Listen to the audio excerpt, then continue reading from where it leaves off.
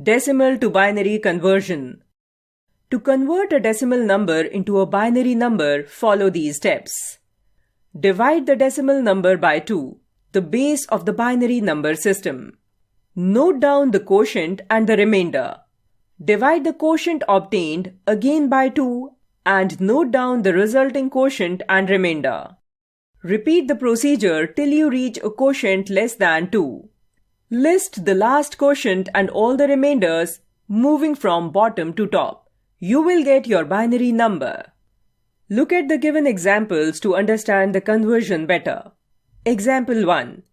Convert the decimal number 26, that is 26 base 10, to binary. Start listing the last quotient and all the remainders from here.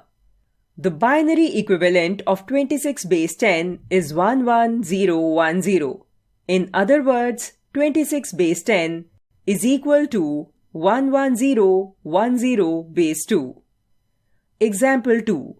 Convert the decimal number 64, that is 64 base 10, to binary. The binary equivalent of 64 base 10 is 1000000. In other words, 64 base 10 is equal to 1000000 base 2.